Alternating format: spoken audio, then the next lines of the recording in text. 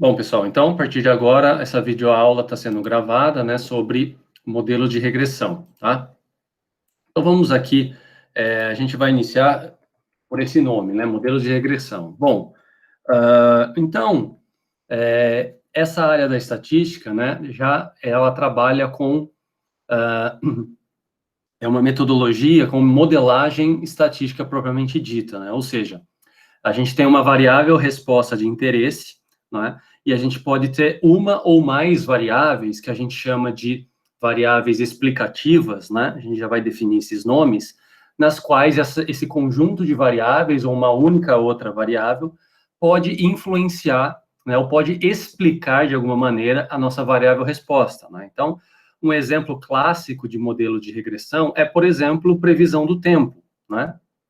Então, você tem uma variável de interesse, que é a quantidade de chuva, né, em milímetros, precipitação, tá? E você tem uma outra série de variáveis, como, por exemplo, velocidade do vento, né, o clima, temperatura, né, e várias outras, que podem ou não influenciar na quantidade de chuva, né, que a gente tem interesse em prever, né? Então, os modelos de regressão também são muito úteis para a gente construir modelos de previsão, né? Que a gente consegue prever, então, baseado em algumas variáveis que possam explicar a nossa variável resposta, a gente consegue prever, então, valores ali em um certo futuro, né?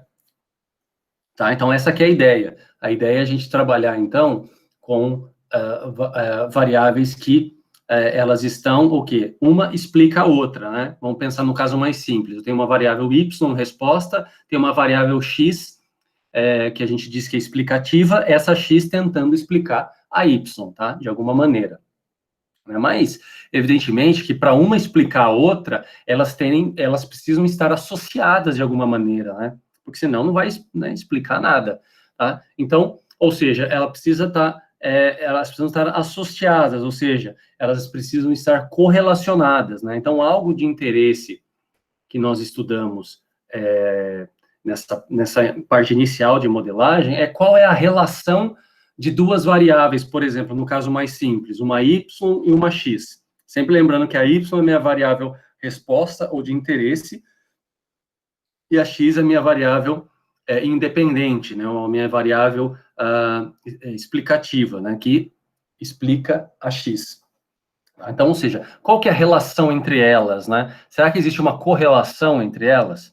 Porque se caso não houver correlação, não tem nem sentido a gente pensar numa modelagem, ou criar um modelo matemático, um modelo estatístico, para explicar duas variáveis que não estão se relacionando, não tem o menor sentido, tá?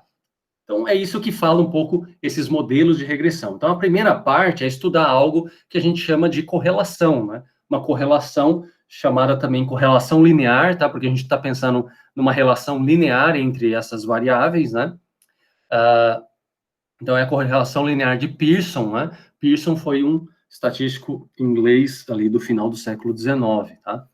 Então, na inferência, né, pessoal, como está escrito aqui, ó, a gente é sempre útil identificar se existe relação entre duas ou mais variáveis, né? Se elas estão se relacionando de alguma forma. E isso pode ser proveniente de um processo experimental também, como pode ser de um processo somente de um estudo observacional, tá?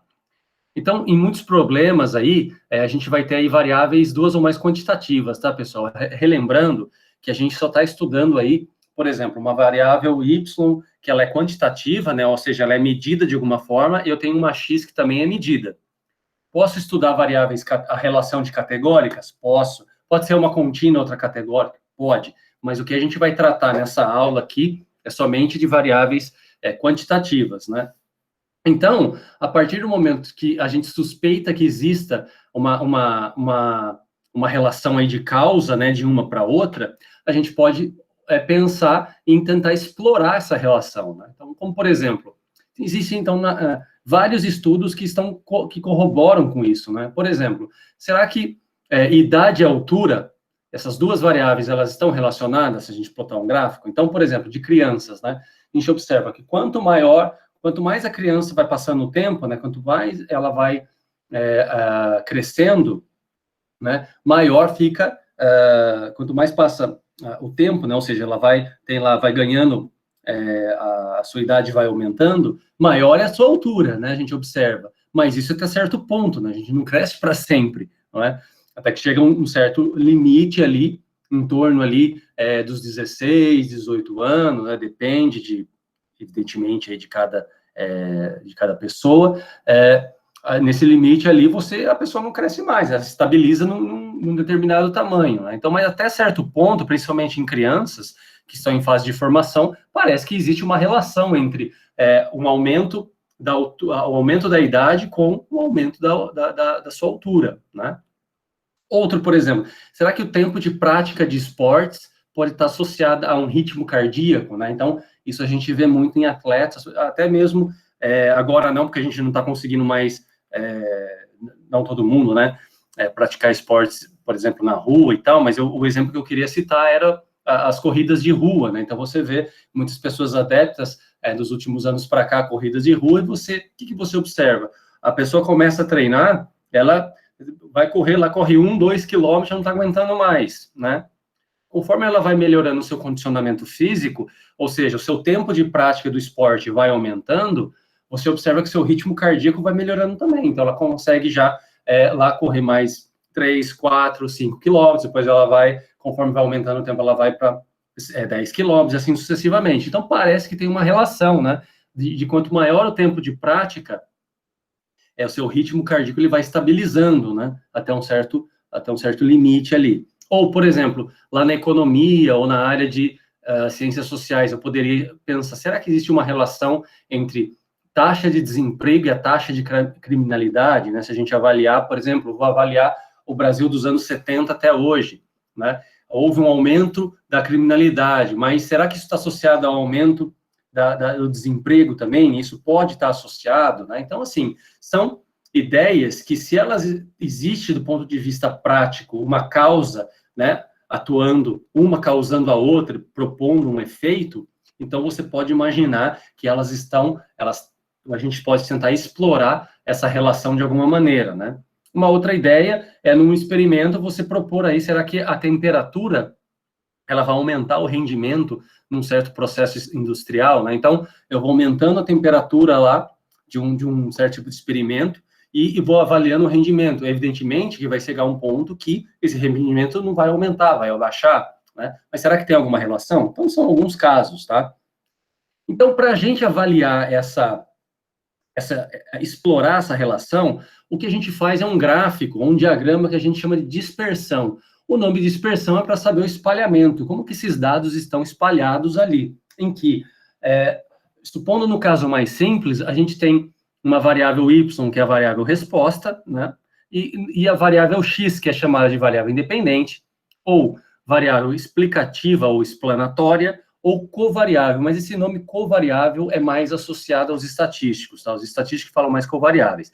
Dentro das outras áreas, a gente escuta muito ou variável dependente, ou variáveis explanatórias ou explicativas, né? Explanatória vem do que está explicando alguma coisa. Explicando o quê? A variável x vai tentar explicar y, né? Como, por exemplo, aqui, a minha variável x poderia ser a temperatura, que vai tentar explicar o rendimento num processo industrial, tá? Só que antes, eu preciso saber se elas estão realmente relacionadas, né? Então, aí, o primeiro passo é a gente verificar nesse diagrama. O diagrama é fazer um gráfico de y sobre x e avaliar como que está a dispersão dos pontos, né? Para ver se isso sugere alguma relação ou não, tá? Então, a partir disso, a partir desse gráfico, a gente consegue observar como que está, então, né, a gente consegue propor um coeficiente de correlação, ou seja, a partir do gráfico que eu observo que realmente existe uma relação, eu vou estudar, então, ou seja, em termos quantitativos, qual que é essa correlação? Se ela é forte, se ela é fraca, se ela é alta, se ela é baixa, se ela é mais ou menos, né? Então, por exemplo, aqui está só um exemplinho, né? Então, você tem, por exemplo, uma variável y aqui e uma variável x. Então, observem, pessoal, que olha como ficam os pontos, ó. Ele foi crescendo, crescendo, crescendo. Aqui teve uma diminuição, cresceu, cresceu, cresceu e cresceu, né? Então, você poderia pensar que talvez, em média, isso fosse crescer, né? Porque tudo bem que tem esse ponto aqui, né? Então, a gente diz o seguinte, que essa correlação, ela é positiva, ou seja, quando o y cresce, quando o x cresce, o y cresce também, tá? Ou seja, claro que alguns pontos eles vão diminuir, ou às vezes não vão crescer nada, mas você tem que olhar no panorama geral, né? No geral, parece que está crescendo, ou seja, eu poderia, talvez, aqui, ó, traçar uma reta, né, para explicar esses pontos, tá, pessoal? Observa que o modelo que a gente está trabalhando é um modelo estatístico, ou seja, existe um erro aleatório embutido aí. Então, a gente não vai imaginar que vai existir um gráfico que vai passar por todos os pontos exatamente, né? Ele vai passar por pontos, aí vai ser razoável para esses pontos ficarem próximos da curva, tá? Porém, eu posso ter uma situação como essa, né? Que é quanto mais a minha variável explicativa aumenta, menor se torna a minha variável resposta, né? Ou seja, elas são quantidades inversamente proporcionais, né? Aí a gente diz que ela tem uma correlação negativa, tá? Tá aumentando aqui e tá diminuindo o y, né?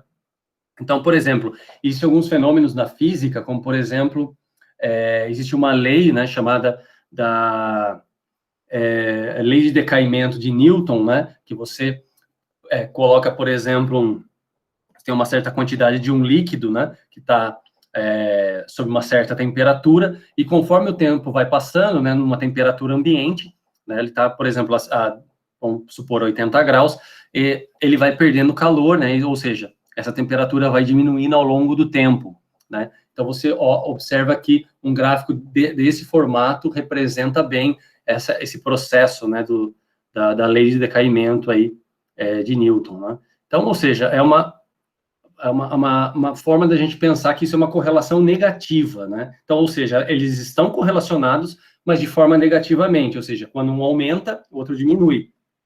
E a gente tem também gráficos como esse, pessoal. Os pontos parecem que estão aleatórios aí, né? Ou seja, parece que não tem correlação nenhuma, né? O y aumentar, desculpa, o x aumentar não leva a nada o y. Então, aí a gente diz que não há correlação, né? Claro que aí a gente está olhando do ponto de vista gráfico, tá? Então, para a gente medir essa correlação, né, será que ela é positiva ou ela é negativa? Será que ela é alta ou ela é baixa? Então, foi proposto lá por esse estatístico Carl Pearson, né, propôs um coeficiente de correlação, que ficou conhecido como coeficiente de correlação de Pearson, tá? Só que é um coeficiente linear, tá, pessoal? Linear. Primeiramente, pessoal, esse coeficiente, ele depende de uma quantidade que a gente chama de, que está aqui embaixo, ó. Ele é chamado de COV, ou seja, de covariância, né? Por exemplo, a covariância entre dois valores. A covariância lembra muito a ideia de variância para uma única variável, né? Ou seja, você está estudando qual que é a variabilidade de uma variável com a outra, da relação de uma com a outra, tá? Mas a covariância, ela é uma medida que não nos dá uma interpretação muito clara, né? Então, quem vai nos dar uma interpretação clara é esse valor aqui, pessoal, esse R, né? Quem que é esse R? É o coeficiente de correlação linear da amostra, tá? Esse R, sim. E se vocês observarem, o que que é esse R?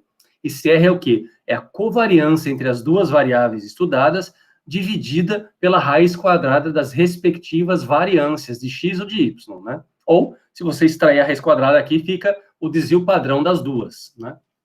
Tá? Então, é isso aí. E o que nós temos, qual que é o interesse, né? Quando a gente faz, então, por que a gente faz essa padronização e estuda a correlação? Para a gente ter uma ideia. Porque, por exemplo, quando a covariância for zero, o que você entende? Você entende que não tem relação linear entre uma e outra.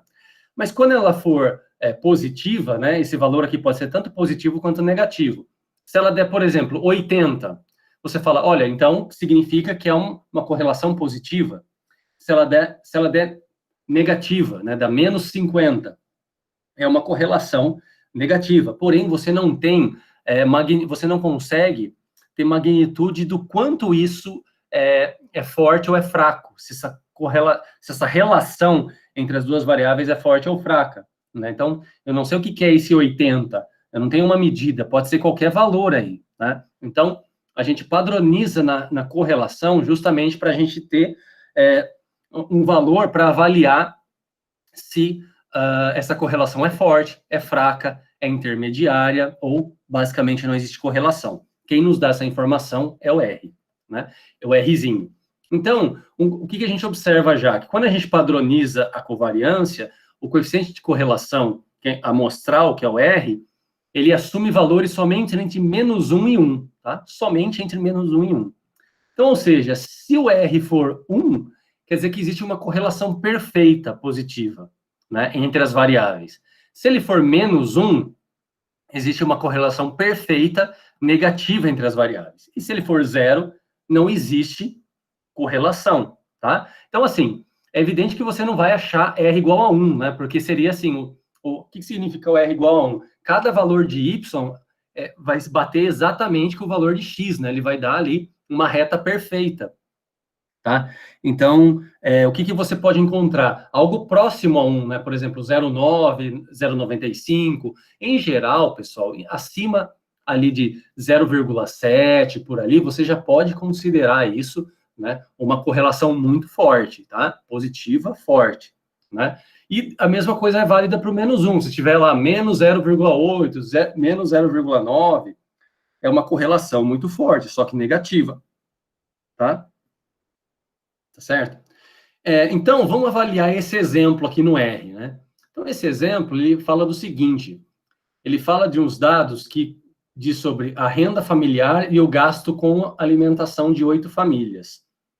Então, a minha variável de interesse é avaliar o seguinte, né? O gasto, tentando explicar aí a minha renda, né? Quer dizer, se eu gastar muito, né, eu não vou conseguir aí ter renda para isso. Então, vamos avaliar, a gente tem esses valores, né, os valores de gasto e os valores de renda para 8 famílias, né? Cada par desse representa uma família, tá? E a gente vai fazer o quê? Ó, construir um gráfico de dispersão e calcular o coeficiente de correlação, tá? Então, a gente vem no R aqui, né? Deixa eu abrir o R aqui. No R, então, nós temos aqui, ó, primeiro eu vou limpar a memória dele. A gente tem o exemplo 1, estou inserindo o conjunto de dados, né? Renda, está aqui, o conjunto renda e gasto, tá? Então, aqui eu posso realizar o diagrama. O diagrama, pessoal, a gente faz usando o plot, né? Então, o comando plot, se vocês olharem aqui no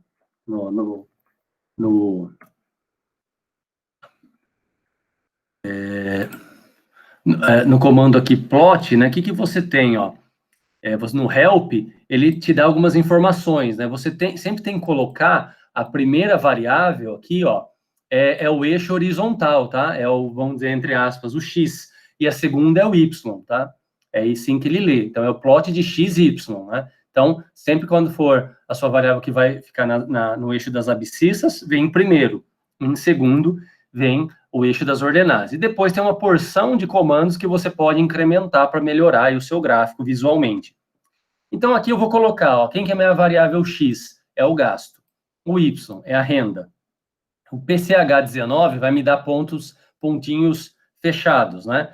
Aqui eu estou rotulando o eixo X como gasto, rotulando o eixo Y como renda, a cor dos pontos vai ser azul, eu vou deixar uma espessura de 1.3, e aqui eu vou deixar tipo um título, né? Esse main aqui de principal, vou deixar um título, diagrama de dispersão. Então, quando eu venho e rodo isso, ó, a gente tem o gráfico dessa maneira aqui, tá? Então, você observa, ó, que quanto maior é o seu gasto, né, maior é a renda, né? Então, a renda da pessoa, evidentemente, tem que ser maior, porque não tem sentido, né? Se você gasta mais e tem uma renda menor, alguma coisa não vai bater, você não vai conseguir pagar as contas, vamos pensar assim, no final do mês, né? Então, pensando que cada ponto aqui representa uma família, quem tem uma renda mais baixa, evidentemente, está gastando menos, tem um gasto mais baixo. Então, o gasto, às vezes, vai estar explicando aqui, né, nesse caso desse estudo, a renda. Então, olha só, você tem, então, o que? Aparentemente, pelo gráfico, parece uma relação positiva, né? Você tem uma relação positiva, ó. Quanto maior é o gasto, maior está sendo a sua renda, tá? Beleza, só que o gráfico, pessoal, como a gente sabe em matemática, gráfico não mostra nada. É só para a gente visualizar e ter uma ideia, às vezes, intuitiva de algo. Então, a gente precisa de algo quantitativo, né, para expressar essa relação, se realmente existe essa relação. Então, a gente pode fazer, por exemplo, ó, a covariância, tá? Então, eu tenho aqui, ó, a covariância. Olha o comando para covariância, é cov. E aqui não importa, pessoal, quem vem primeiro, se é renda ou se é gasto. Então, quando você calcula aqui o cov, né, a covariância entre as variáveis renda e gasto, olha só que você tem uma covariância, deu positiva, então, ou seja, realmente vem se confirmar com os dados, mas deu uma covariância de 141,07. A covariância, pessoal, pode dar qualquer valor nos reais, seja negativo, positivo. A gente só sabe que parece que existe uma correlação, porque senão essa covariância estaria próximo de zero, né? Mas a gente não tem como afirmar qual é a intensidade dessa relação.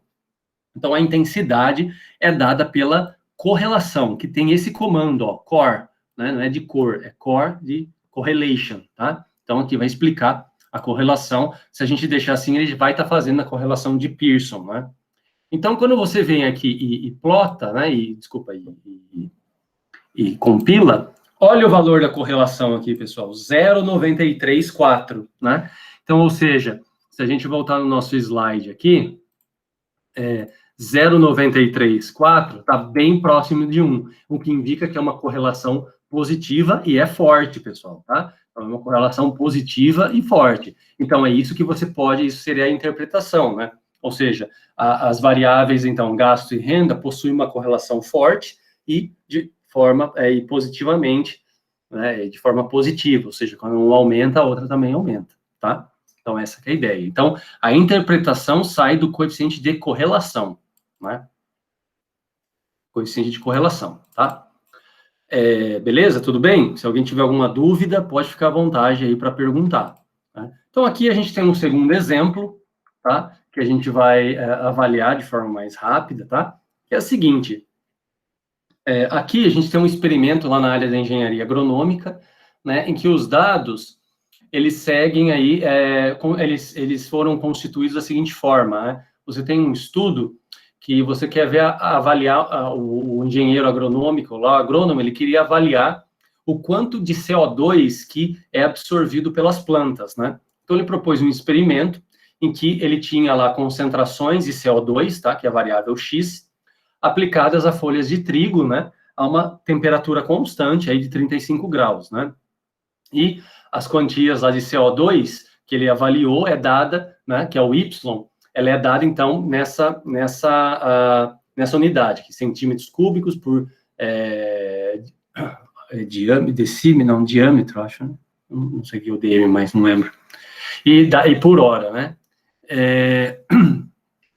Absorvido pela planta. Então, é isso. Você aplicou essas quantidades, ó, 75 de concentração de CO2, depois 100, 120, 130, 160, 190, 200, 240 e 50. E essas daqui são as respostas, tá, pessoal? As respostas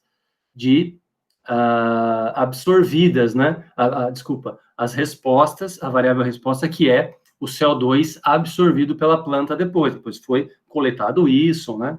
E foi retirado. Então, observem que a gente imagina que vai ter uma relação aí, né? Tem uma causa e um efeito. Claro, se você está colocando essas concentrações ali na planta, talvez você espere, seja razoável você esperar que isso vai aparecer nas folhas depois, né? Tá? Então, a pergunta é, existe relação entre as duas variáveis? Então, a gente vem aqui para esse exemplo 2, né? Então, vamos montar os dados, tá? O CO2 aplicado é a nossa variável resposta, o absorvido é a nossa variável explicativa, né? O X. Então, venho aqui e compilo. Aqui, pessoal, às vezes você pode construir os dados dessa maneira. Em vez de usar aquele data frame, você pode usar esse comando, ó, que é o cbind. O cbind, se você colocar, aqui ele vai deixar as variáveis em termos de colunas, tá? Então, se você fizer isso, ó, e depois compilar aqui como cbind, então ele deixa, ó, as variáveis aqui em termos de coluna, tá? Então, seria aqui, por exemplo, eu tenho dois vetores de dados, né? Ele constrói como se fosse uma matriz aqui, né? Uma matriz aqui com tantas linhas e duas colunas, tá? E, novamente, eu vou fazer, então, ó, o plot, tá? O plot eu vou usar a mesma ideia. O primeiro termo aqui é a variável x, né, que é o eixo das abscissas, tá? Então, é o aplicado e o y é o absorvido, né? E fazendo, então, esse plot, a gente tem o diagrama de dispersão. Então, olha o diagrama de dispersão, pessoal. Realmente, ó, uma correlação, né? Parece que quase deu uma reta aqui, né? Certinho, ó. Então, você vê que os dados estão bem próximos aqui, né?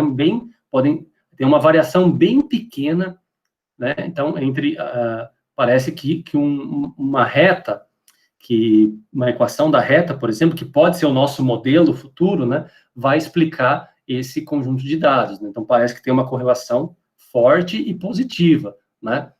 Então, o que a gente pode fazer? Calcular a covariância para avaliar, né? Calculei a covariância, ela deu aqui 87, né? E aí, a correlação, você pode calcular também a correlação, pessoal, tá? Então, calculando a correlação, olha só, 0,98, né? 0,98, então, o que você interpreta? Que existe uma correlação muito forte, de maneira positiva entre as duas variáveis, tá? Além disso, o que tem aqui também para a gente estudar sobre correlação? Existe um teste de hipóteses, pessoal, para a gente fazer. Por quê?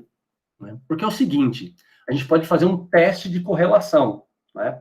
Então, esse errinho, ele é o coeficiente de correlação linear amostral. E tem essa letra grega que é o ρ, que é o coeficiente de correlação linear da população, né? De uma população aí, se você tivesse todos os valores de duas variáveis que você está estudando, tá?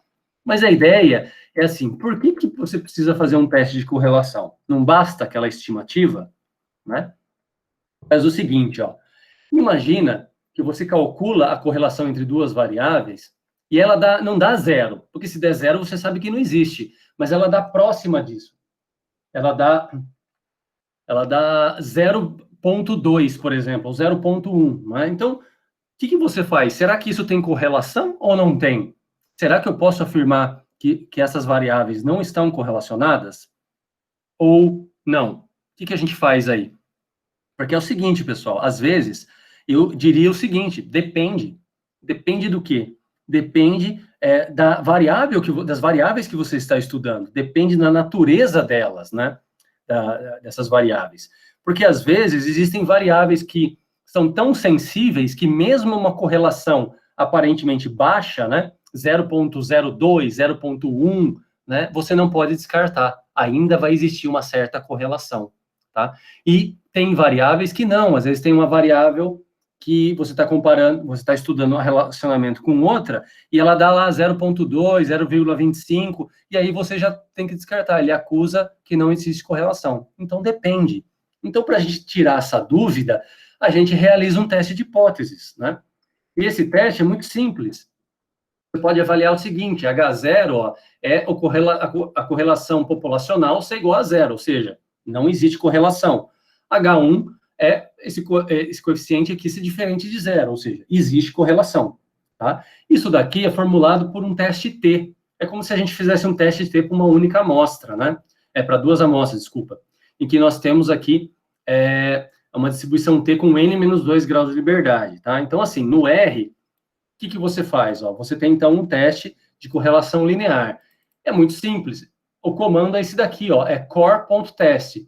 E você só precisa, pessoal, colocar quem são as suas variáveis que você está fazendo, está estudando. Então, aqui eu coloco a variável explicativa, a x, e aqui eu coloco a variável resposta, y, tá?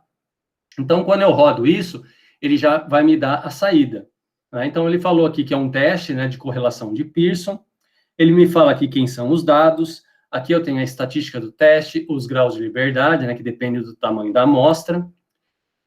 Eu tenho o p-valor, né, ou seja, olha o que está falando o p-valor, ó, muito menor do que 0,05, né? Claro, a gente já observava que isso daqui está bem correlacionado.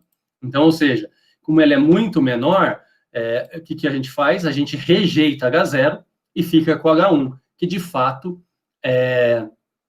não existe correlação, tá? Mas, assim, é um teste que, na minha opinião, vale a pena se você faz a correlação de Pearson, né, você faz a correlação entre duas variáveis e ela dá próximo de zero, porque aí você não sabe se existe uma correlação ou não, né? E aí você faz o teste para tirar essa dúvida, algo a mais para você tirar essa dúvida, né? Mas ele dá outros resultados aqui, né? Quais? O intervalo de confiança ó, de 95%, né? Então, deu um intervalo de confiança aqui, que possa estar a sua estimativa da correlação, e também dá lá já o valor da correlação, a 0,98, que foi o que a gente encontrou, né? E observa que isso aqui está dentro do intervalo que foi construído e tal, tá? Então, pessoal, essa é a ideia aí de correlação linear, tá? Que eu tinha para falar para vocês, né? Aqui tem um exemplo, mas eu não vou fazer esse exemplo, né? E a gente já iria para os modelos de regressão. Só que antes, pessoal, de falar isso, eu gostaria de mencionar um outro fato, que é esse slide que eu trouxe aqui para vocês, como causa versus correlação, né? Porque é o seguinte, pessoal, não é porque duas variáveis são correlacionadas que realmente existe uma causa e um efeito entre elas, tá? Então, tem que tomar muito cuidado com isso, né? Porque a gente já viu, gente lá da estatística, já viu erros grotescos, tá? Em revistas, pessoal, em revistas aí, em jornais, né, científicos, dizendo o seguinte, né, fazendo o seguinte, né, ou seja, você faz um estudo, nem sabe se essas variáveis estão correlacionadas, possuem uma causa, um efeito, né, e estuda a relação entre elas.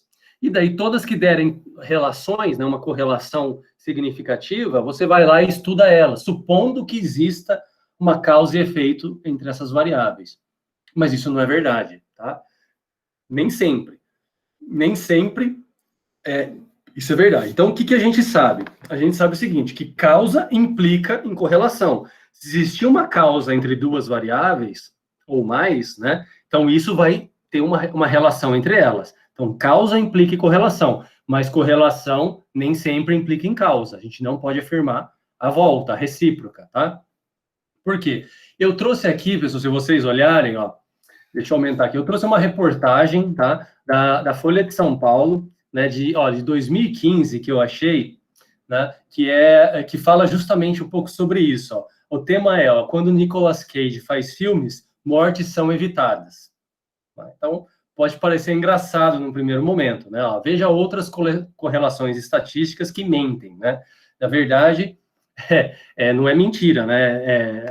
A verdade é que a gente, aí é uma forma de manipular, tá? Então, assim, como eu falei para vocês, acho que na primeira aula ainda, que a gente estava, que foi presencial, existem três formas, três tipos de mentira, né? As mentiras deslavadas e as estatísticas, né? Então, ou seja, da mesma forma que a estatística tem um poder fantástico para informar, para tomar decisão, né, sobre algum estudo, ela também pode ser manipulada, né, e ser interpretada de forma errônea. Então, a gente tem que tomar cuidado, tá?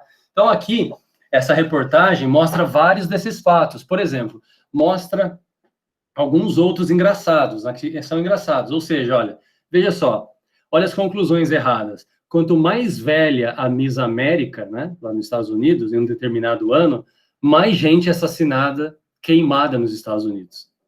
Então, o quê? Então, ou seja, olha, uma correlação positiva, olha, uma correlação de 0,87, né, 87%. Então, quer dizer, quanto mais vamos dizer, mais velha é a Miss América, mais gente vai morrer de queimaduras nos Estados Unidos. O que tem a ver uma coisa com a outra? Nada. Então, quer dizer, uma não está causando a outra, mas exige uma correlação. Então, esse é o perigo. Se você for pela correlação, falar, nossa, essas duas variáveis estão correlacionadas, então eu vou estudar elas, vou explicar elas, vou construir um modelo para elas, mas não tem nenhum sentido. Então, tem que tomar cuidado, e não é fácil, às vezes, você observar causa e efeito, né?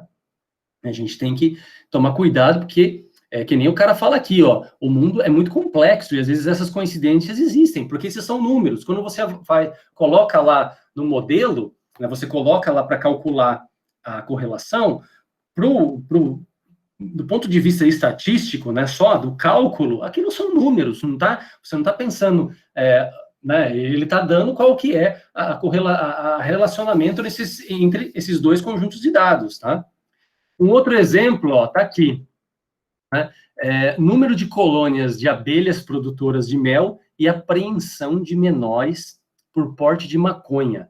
Então, eles têm uma correlação negativa, e é alta, hein? Olha, menos 93%, ou seja, menos 0,93%. Quer dizer, aqui, ó, quanto menor o número de colônias produtoras de mel, maior você vai aprendendo os menores por porte de maconha. Então, talvez as autoridades, né, policiais queiram que tenha cada vez menos, né, colônias de produtoras, porque você vai ter maior apreensão desses menores com maconha e tal, né? Então, ou seja, o que tem a ver uma coisa com outra, né? O número de colônias de abelha com os menores que estão usando algum tipo de droga ilícita, né? E essa aqui, que já é o título chamativo, evidentemente, do jornal, é: quanto menos filmes Nicolas Cage faz em um ano, mais gente morre de acidentes de helicóptero nos Estados Unidos. Então, aqui tem uma correlação negativa, de menos 0,82, forte, né? Então, se você for se basear por isso, o que você quer? Nicolas Cage, por favor, faça filmes, porque quanto mais filmes ele fizer, menor vai ser o número de acidentes, né? Já que é uma inversamente proporcional à outra, tá? E aqui também tem um outro caso, mais engraçado aí, que é a causa de divórcios, né? Então, diz, ó, a redução nacional do consumo de margarina leva a diminuição nas taxas de divórcio no estado de Maine, nos Estados Unidos, né? Então, ou seja, uma alta correlação. A pessoa que consome o consumo se você diminuir o consumo de margarina, vai diminuir o número de divórcios para cada 1.000 pessoas, né? Será? É uma coisa muito estranha, né? Você depende aí da separação de um casamento baseado em você comer menos margarina, né? E no final aqui desse texto tem fala como mentir, né? Então existe um livro, pessoal, que é muito interessante, que na verdade foi escrito por um jornalista, né, tá? Esse em 1954, que é chamado pelo Darrell Huff aqui, que ele era jornalista, não matemático, né? E o Marcelo, lá, o professor lá da UFSC, né? Eu conheci o Marcelo uma época que eu estive por lá. Ele faz uma introdução nesse livro, né? E eu acabei, o ano passado, né? Eu acabei adquirindo esse livro num sebo, né? Lá em São Paulo. Eu vou abrir minha tela aqui para mostrar para vocês, né? Então, é esse livrinho aqui, ó, Como Mentir com Estatísticas, tá? É um livro muito interessante que dá várias ideias, né? Ele é bem baratinho aí, se você procurar. Nos sebos você acha até mais barato, né? Ele é muito interessante porque ele mostra aqui para a gente, né, como que coisas simples, por exemplo, relações com a média e tudo mais, né? A gente acaba vendo como que se a gente utilizar esses conceitos errados, a gente acaba tendo interpretações erradas e, consequentemente, a gente acaba tomando uma decisão errônea, né, baseado, por exemplo, em alguma medida descritiva, né? Aqui no caso do que o Marcelo escreveu, ele fala esse exemplo aqui, ó, da média, que é o primeiro exemplo que o livro aqui do Darrell conta, né? Então, se você imaginar lá uma empresa em que você tem 4 funcionários que recebem, um recebe R$300 e os outros 3, 400. Só que se um único funcionário ganha 25 mil, a média salarial é 3.350, não é? Então, o que você falaria? Olha, o povo, né, o pessoal dessa empresa não está ganhando mal. Mas, na verdade, é errado o quê? Tomar a média, né? Porque a média, como a gente viu, é altamente influenciável por valores altos. E aqui esse 25 mil é muito extremo, perto de 300 a 400, né? Então, dá uma ideia errada, né? Que a pessoa está muito bem ali, ganhando um bom salário, quando, na verdade, não está ganhando quase nada, tá? Então, a gente tem que sempre tomar cuidado com algumas medidas, né? Sempre ficar questionando isso. E a correlação é um conceito na estatística que a gente observa muitos erros, tá, pessoal? Muitos erros mesmo, tá? Causa não implica em correlação. O contrário é verdade. Se tem uma... desculpa, mentira, falei errado. Correlação não implica em causa. O contrário sempre é verdade. Se existe causa entre duas ou mais variáveis, uma causa afetando a outra, a gente vai observar algum tipo de correlação, tá? Tá bom? Então, feito isso, vamos supor agora que a gente tem uma causa e um efeito, tá? Para a gente poder modelar as coisas.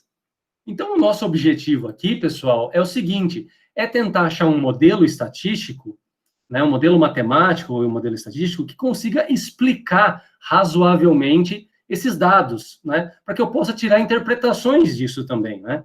Então, eu posso tentar, por exemplo, existem, então, alguns modelos, né, que eu posso tentar fazer, e esses modelos aí, eles podem me ajudar a, a explicar isso, né? Como eu vou fazer aqui, então, um modelinho rápido, tá? Sem explicar muito, depois a gente já vai para o exemplo, né? Explicar aí como que fica essa equação, né? Uma reta aí, tá? Então, por exemplo, poderia ter aqui, ó, nesse caso, a gente vai sempre estar estudando uma relação linear, né? Então, por exemplo, ó, eu tenho uma reta e ela parece razoavelmente que ela explica, né? Ó, explica bem os dados, ó, esse modelo aqui, né? Então, é um modelo, isso aqui configura-se o que a gente chama de um modelo de regressão linear, tá? E a gente consegue fazer interpretações, né? Ou seja, a gente tem uma equação da reta e a gente tem que determinar quem são os parâmetros lá da equação da reta. A gente tem lá, por exemplo, ax mais b, né? Que é a equação da reta.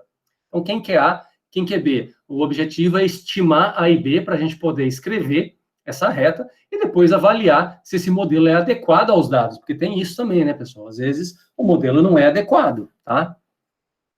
Então, como que a gente trabalha nisso, né? Então, a gente tem aqui, ó, a gente vai falar, então, da regressão linear simples, né? Então, a gente tem aqui os modelos de regressão, né, ou essa teoria, ela foi proposta, né, ou ela surgiu mais em estudos com um matemático e estatístico inglês chamado Francis Galton, né, que foi um cara muito famoso na Inglaterra.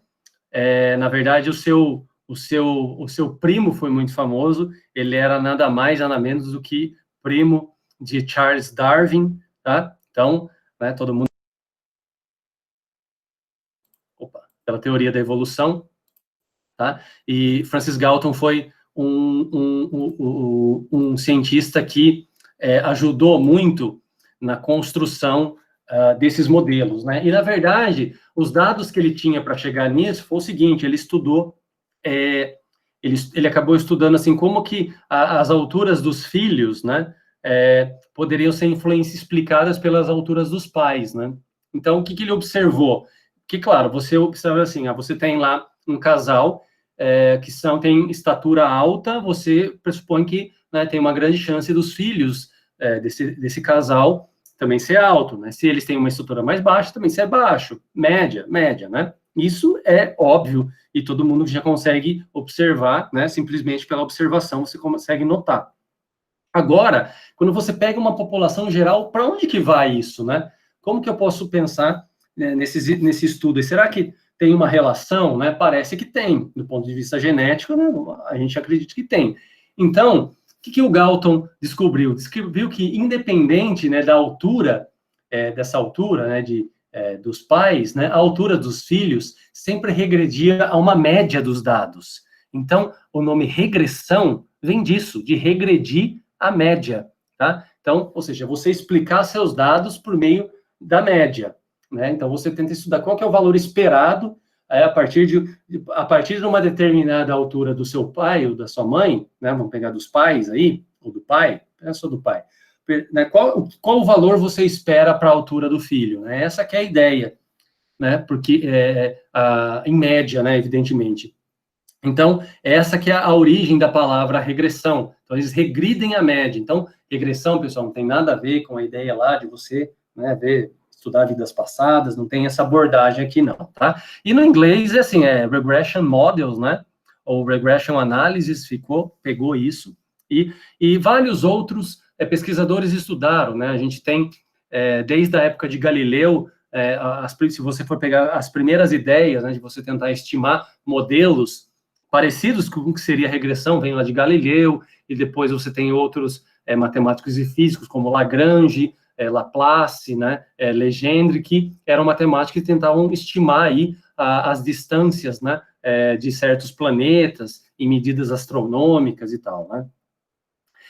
Então, a ideia nossa é o seguinte, a partir de uma ou mais variáveis, tá? Porque agora a gente pode não ter somente uma variável x, eu posso ter k variáveis, tá? Pode ser, né?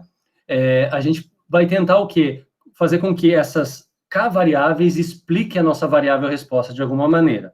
Então, a ideia é para a gente tentar relacionar isso, a gente vai tentar escrever, então, o quê? O y igual a essa função, né, uma função das minhas variáveis independentes ou das minhas variáveis explicativas, e aqui, pessoal, vai ter mais um erro aleatório, né, vai ter mais um erro aleatório, que a gente sabe que tem uma certa aleatoriedade aí, né, ou seja, os pontos não vão ficar em cima da curva do gráfico dessa equação, né.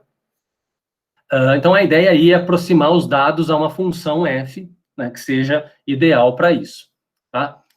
E aqui, então, a gente começa com a regressão simples. O que é a regressão simples? A regressão simples, pessoal, é o seguinte, é quando você tem uma única variável explicativa, né, ou seja, o explanatório, um x, tentando explicar y, né? Então, você vai ter uma função do tipo y igual a f de x, mais um erro e, né, um erro epsilon lá, tá? E a gente vai pressupor que ambas essas variáveis são contínuas, tá bom? Então, nesse sentido, como a gente está pensando numa regressão linear, a gente vai estar esperando que o relacionamento entre y e x seja baseado numa reta, né? Então, a gente tem um modelo, ele é dado dessa forma, ó, onde beta 0 e o beta 1 são os coeficientes como se fosse de uma equação da reta, né? Se você só olhar, ó, beta 0 mais beta 1, xj aqui, isso é uma reta, né, no ponto de vista matemático. Então, o beta 0 seria o B e o beta 1 seria o A, lá de AX mais B, tá? Então, você tem o seguinte, ó, ou seja, o beta 0 aqui, então, vamos falar do modelo, né? Então, YJ, beta 0 mais beta 1, XJ e de J. E esse J são quem? Os indivíduos, né? Então, se eu tenho, por exemplo, 10 dados, eu vou ter o Y1 até o 2, 3, 4, até o 10º, né? Cada um vai me dar os meus dados, cada um vai ser explicado por essa equaçãozinha aqui, né? Então, ou seja, eu tenho um beta 0, que é um coeficiente que a gente chama de intercepto, tá? Chama de intercepto, que é aquele valor que intercepta, né? Ele corta o eixo y, que é o coeficiente linear lá da reta, né? Lembrando lá de geometria analítica. Eu tenho o beta 1, que é o coeficiente de regressão, tá? Que a gente chama, ou é o coeficiente angular da reta, né? Que vai me dar a angulação se a reta está mais inclinada, se está menos inclinada, que esse sim está associado à minha variável x, tá? E eu tenho um erro aleatório. Esse erro aleatório, ele é um erro que segue a distribuição normal, pessoal, uma distribuição normal de média 0 e variância 2. Então, o modelo, ele tem essa pressuposição principal, de que os erros também têm que seguir a distribuição normal, tá? Quais são as outras pressuposições? Que a relação vai ser linear, que os valores de x são fixos, né? Quer dizer, você está distribuindo esses valores de forma controlada, né? A média dos erros é nula, ou seja, se eu somar esses errinhos, esses EJs aqui, para cada dado, ele vai ser 0, né? O valor esperado é 0, e que para cada valor de x, a gente espera que a variabilidade seja constante, tá? Então, essas pressuposições, elas existem. Os erros sejam independentes, mas a principal delas que a gente vai tentar verificar é essa, né? Como sempre, se os erros seguem distribuição normal, tá? Então, é basicamente isso, né? Então, assim, é aquela ideia, você vai tentar aí descrever os seus dados numa equação da reta. E como que você vai fazer isso, então, pessoal? Como que você vai descrever? Porque eu tenho que saber quem que é o meu beta 0 e quem é o meu beta 1, né? Então, assim, a ideia, pessoal, é tentar estimar esses dois valores. Que metodologia que a gente faz isso? Uma metodologia chamada como método dos mínimos quadrados, né? Então, isso lá, quem já fez a disciplina de cálculo numérico, né, muito provável que já viu isso, é você tentar minimizar o método dos mínimos quadrados, ou dos quadrados mínimos, faz o quê? é como se você isolasse o E de J aqui, né? Passa tudo isso daqui para cá, e eleva tudo ao quadrado, e você vai tentar minimizar, ou seja, vai tentar achar quais são os valores de beta 0, né, as estimativas para beta 0 e para beta 1, quando esse erro for mínimo, né? Então, ou seja, você está minimizando ao máximo esse erro que você pode, né? Então, assim, a gente não vai entrar em detalhes nesse modelo, nessa construção, né, dos mínimos quadrados, porque não é o objetivo aqui, tá? Assim, principalmente numa aula, uma videoaula à distância. Mas como que você faria? Ó? Então, você escreveria eles dessa forma, né? Aí você vai usar a derivada em relação aos parâmetros, porque você quer achar os pontos, o ponto em que esse erro é mínimo, né? Significa que esses beta 0 e beta 1 aqui vai ser os maiores possíveis, né? Para que esse erro seja mínimo. Enfim, e aí você vai tirando as equações. E a gente acaba tirando que o beta 0, ele depende de quem? Ó, da média dos dados de y, da média dos dados de x e também de um valor aí, do valor estimado do beta 1. Então, aqui, pessoal, lá na estatística, a gente tem o seguinte, quando a gente coloca, eu tenho meu parâmetro beta 0, ele é um parâmetro desconhecido, que nem era a média lá, para a gente num teste de hipóteses. Quando eu coloco esse chapéuzinho, isso indica que esse valor já é a estimativa desse parâmetro, tá? Então, aqui eu estou falando, a estimativa do beta 0 é igual ao quê? A média dos dados de y menos a estimativa do beta 1, né? E a média dos dados de x. E o beta 1 é dado por essa equação, tá? Então, você encontra o beta 1 primeiro, achou ele, aí substitui aqui e encontra o beta 0. Achou os dois, você tem, então, a equação da reta, pessoal. Ó. Ou a equação de regressão, tá? Você tem a equação de regressão aqui. Então, se você, para cada x, né, para cada variável explicativa lá, controlada que você tem, com essas estimativas, você tem o quê? Um valor dos seus dados estimado, né? Então, você tem lá os seus valores observados, mas você consegue ter o valor estimado. É exatamente com essa equação que você traça lá a reta, né? Então, o que a gente observa disso? Né? Que essa equação fornece uma estimativa pontual, então, da média de y para cada x. Então, para cada valor de x, eu tenho uma estimativa, né, de um valor observado meu, de uns dados. Para x igual a 0, a gente observa que beta 0, né, chapéuzinho, né, ou seja, a estimativa do beta 0 representa lá o ponto que corta o y. Então, ele é chamado de intercepto. O beta 1, ele é chamado de o coeficiente de regressão ou angular da reta, né? E, claro, o beta 0 e o beta 1 sem chapéu, eles são os parâmetros que são desconhecidos, que justamente o nosso objetivo é estimá-los, né? Tá? O beta 1, ele tem uma interpretação prática, que eu vou falar somente na hora do exemplo, tá bom? E a gente também, para verificar, por exemplo, a adequabilidade do modelo, a gente tem que fazer aquela análise de resíduos. Quem que é os nossos resíduos, pessoal? É justamente o valor que eu observei, né, os valores dos meus dados, menos o valor que eu estimei. Né? Então, os valores observados menos os valores estimados é aquilo que sobra, né? E aquilo que sobra a gente chama de resíduos, tá? Então, a gente tem que verificar ajustes do modelo. Então, aqui a gente vai somente, né, nessa introdução aos modelos de regressão, verificar as suposições lá sobre a normalidade dos erros, né, ou dos resíduos, tá? Então, aqui eu tenho um exemplo, pessoal. Olha esse exemplo aqui. Então, houve um estudo, tá? Houve um estudo, então, em que o nosso interesse era o seguinte, ó. É um experimento, né? Então, está representado aqui a pureza do oxigênio produzido em um processo químico de destilação e a porcentagem de hidrocarboneto presentes no condensador principal nessa unidade de destilação. Então, supõe-se que tem uma relação, né, que dependendo da porcentagem de pureza, isso pode influenciar no nível de hidrocarboneto que vai estar presente lá no condensador. Então, a ideia é tentar um modelo probabilístico, então, para estudar isso daqui, né, a relação entre pureza e o nível do hidrocarboneto, vamos em porcentagem, tá? Então, vamos lá para o R para a gente ver como que faz isso, né? Então, esse é o exemplo aqui, que é o exemplo 4, tá? Desculpa, pessoal, aqui eu falei ao contrário, tá? Na verdade, o estudo é o contrário. Você tem, então, o nível de... Você tem um certo... uma certa...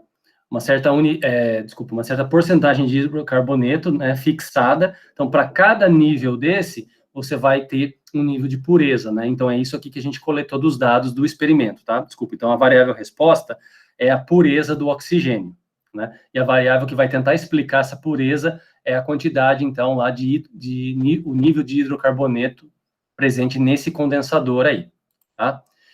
Então, o que que a gente tem aqui, pessoal? Deixa eu fazer um pouco melhor aqui, né? Vamos apagar esse gráfico. Não apagou? Sim. E a gente tem o seguinte, então eu vou limpar aqui essa tela aqui embaixo, né? Então aqui, limpar o software, né? A gente tem então, ó, escrevi os dados aqui, hidrocarboneto e pureza, tá? Então já vou rodar eles aqui, né? Peguei aqui e rodei, tá? Vou construir a estrutura de dados, ó, pelo data frame, né? Então, chamar isso de dados, tá? Então venho aqui e rodo. Então, aqui eu vou fazer o plot, né, deles, com uma certa espessura. Tá? Então, tá aqui, pessoal, ó, tá aqui os nossos dados, né? Então, observem aí, pessoal, que, olha, você tem aqui, então, conforme vai aumentando o nível de hidrocarboneto nesse condensador, parece que está aumentando o nível de pureza ali do oxigênio, né? Então, deixa eu só ver como que era o estudo aqui. Conforme vai aumentando essa porcentagem de hidrocarboneto presente nesse condensador principal da unidade de destilação, você aumenta, né, tem-se aí um aumento do nível de pureza. Até que esse daqui, ó, que deve ser o mais alto, né, teria que ver, vamos ver pelos dados aqui, ó, quem que é o valor máximo do hidrocarboneto? 1,55. Então, no 1,55, você tem esse valor máximo aqui de pureza, né? Então, quem que é o máximo da pureza? Vamos ver quem que é aqui. Ó, 99,42, né? Que tá aqui, tá? Então, você tem isso. Então, aparentemente, né? Parece que existe uma correlação positiva, né? E linear aqui. Talvez uma reta explique isso, né? Tá? Então, o que você faz? Primeiro, vamos avaliar se tem uma correlação. Então, vou fazer aqui, ó, a correlação entre essas duas variáveis. Venho aqui e rodo. Ó, uma correlação de 93%. Então, o que você pode já afirmar? Que existe uma correlação entre a porcentagem do nível de hidrocarboneto e a porcentagem de pureza do oxigênio, e essa correlação é positiva e é muito forte, porque ela é 0,93. Se você quiser confirmar isso, você vem aqui e faz o teste de correlação, que é o que a gente já vinha fazendo. Core.test. Vim aqui e fiz o teste de correlação. Então, quando você avalia isso, ó, o p-valor deu muito menor do que 0,05. O que significa? Que a gente rejeita aquela hipótese H0 da igualdade, né? Que significa que não existe correlação, a igualdade é igual a zero, né? E a gente toma a decisão de que realmente essas duas variáveis aí estão correlacionadas, tá? A partir do momento que a gente sabe que elas estão correlacionadas, a gente vai descrever esse modelo, né, um modelo estatístico, um modelo de regressão, para tentar explicar isso daqui, né? Tentar explicar isso, tá? Então, deixa eu ver aqui, tentar explicar isso. Então, aqui tem, por exemplo, ó, o exemplo, né, estaria o que a gente deveria fazer, que está estudando, tá? Mas eu vou mais falando para vocês do que seguir isso daqui, tá? Então, o que nós temos aqui, ó? Como que a gente constrói isso? Então, o modelo de regressão linear simples, né, eu vou chamar aqui, ó, de mod 1, modelo 1, ele tem esse comando, pessoal, é LM. O que é o LM? Ele vem de Linear Models, tá? No inglês. Então, o que você tem que colocar? Colocar quem que é a sua variável resposta, colocar por primeiro, né? Aí você tem que colocar esse til que vai linkar, né? Ou seja, minha variável resposta vai estar linkada, vai estar né, juntada, entre aspas, aí, com quem? A minha variável explicativa, que é o hidrocarboneto. E quem que são os meus dados, né? Então, data aqui, os dados são o que eu chamei de dados. Então, você vem aqui e você vai lá e compila, né, e roda. Beleza, pessoal, se você digitar aqui embaixo, ó, mod 1, o que ele vai soltar para a gente? Ó, ele fala quem é o modelo, qual é a fórmula do modelo, e ele já estimou os coeficientes para a gente, ó. Então, 74,20 é o intercepto, que é o beta 0, e esse daqui, ó, 14,95 é o beta 1, porque é o coeficiente que está relacionado com a variável explicativa, que é o hidrocarboneto, tá? Se vocês relembrarem aqui, ó, a variável explicativa, né, o beta 1 é aquela estimativa que está associada à variável que está explicando y, né? Tá? Então, já me deu isso, né? E você já poderia aí, por exemplo, traçar essa reta. Mas, pessoal, a gente pode observar mais algumas ideias aqui, né? Veja só, quais são as ideias? Beta 0 e beta 1, eles são parâmetros, pessoal. Se são parâmetros, a gente pode fazer o que a gente chama lá de inferência. O que é isso? Por exemplo, fazer intervalos de confiança para essa estimativa. A gente pode estudar também, fazer um teste de hipóteses para saber se essa estimativa é significativa ou não. Por quê? Porque é o seguinte, olha aqui, ó. Imagina que essa estimativa, que beta 1, né, vamos voltar no modelo em si, ó, aqui atrás. Imagina que esse modelo aqui, ó, seja 0, o beta 1 é igual a 0. 0 vezes qualquer coisa aqui de x dá 0, né? Ou seja, se beta 1 for 0, significa o quê? Significa que os dados são explicados por uma constante, né? É uma constante mais um erro aleatório, ou seja, vai ser uma reta, né? O eixo x, qual que vai ser o gráfico? Vai ser o gráfico assim, vai ser uma reta paralela ao eixo x, né? E alguns pontos aleatórios em torno dessa reta, ou seja, não tem relação, não tem uma relação linear aí, né?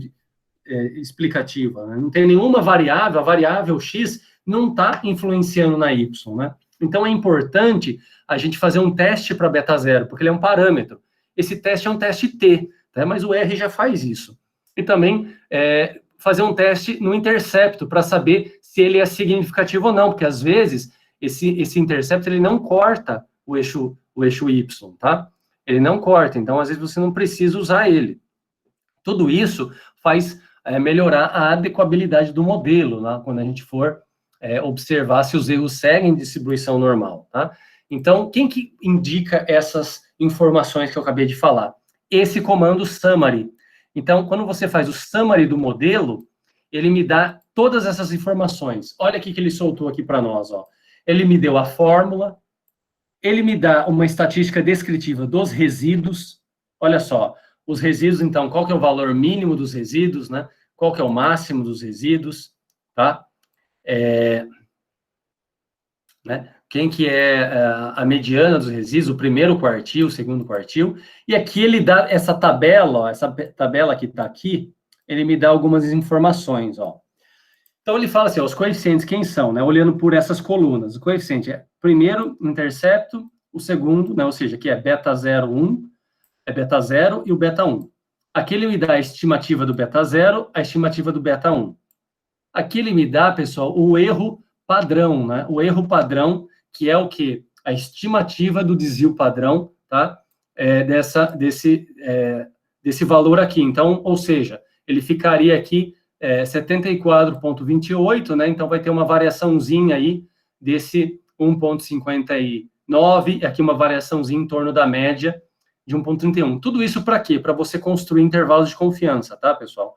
E aqui, pessoal, onde está esse P aqui, é um P-valor de um teste para ver se o intercepto é significativo e para ver se o beta 1 é significativo. Então, a gente olha aqui, ó, isso aqui é muito menor do que 0,05, aqui também é menor do que 0,05, então a gente garante que tanto beta 0 quanto beta 1 são significativos e tem que continuar no modelo, porque com eles explicam bem o nosso modelo, tá? Tá certo? E uma outra coisa interessante que a gente observa é uma estatística aqui, que a gente chama um coeficiente de determinação, que é o R². né, o R square aqui, ó. Esse R quadrado é o seguinte, ele é uma proporção de quanto que o modelo está explicando os nossos dados. Então, esse valor aqui, ó, 0,87, e depois tem uma correção aqui dele, né, desse R quadrado, ele fala o seguinte, ó, é que o nosso modelo, o modelo de regressão linear simples, está explicando os nossos dados, explica os dados em 87%, né? Então, 87% dos dados do que a gente está estudando lá, da pureza, é explicado pelo modelo, ou seja, é explicado pela variável X, que é o nível de hidrocarbonetos, tá? Então, no ponto de vista linear, de coeficiente de correlação, de regressão linear, esse valor é bem interessante a gente olhar, tá? E assim, acima ali de 0,7, você já pode garantir que o modelo está sendo bem explicado, tá? Tá bom? Aqui, ó, então eu posso escrever a equação da reta. Como que eu escrevo isso? Utilizando aqui esse comando, ó, abline, né? Então ele vai fazer uma linha, usando qual é o meu modelo. Aqui eu vou colocar a cor vermelha, e esse LWD é só para... coloquei 2 para dar uma espessura, né, um pouco mais grossa aqui na reta. Então, quando vem aqui, a gente seleciona isso e compila, tá aqui a equação da reta, pessoal. Então, olha só, fazendo um zoom, ó, tá aqui a reta, que é aquele y igual, né, a 74,28 mais 14,94 vezes x, né? Tá? Então, para qualquer valor que está dentro dessa variação, ó, você consegue fazer uma previsão, né? Se você não tem nenhum... qualquer valor do hidrocarboneto que está entre o mínimo e o máximo dele, você consegue fazer uma previsão aqui, né? Por exemplo, um ponto desse, vamos supor que o 1,35 não está nos nossos dados. Então, quando você coloca x igual a 1,35, se você subir aqui, ó, ele plota aqui, e aí ele vai te dar uma certa pureza. Isso é uma previsão. Então, isso que significa aí a ideia de modelos de previsão, né? Certo? Mas, como eu falei, a gente pode fazer outras coisas interessantes, né? Como, por exemplo, aqui, ó, encontrar o intervalo de confiança para os parâmetros beta 0 e beta 1. Então, você faz aqui, ó, né, confint, que é o intervalo de confiança para o modelo.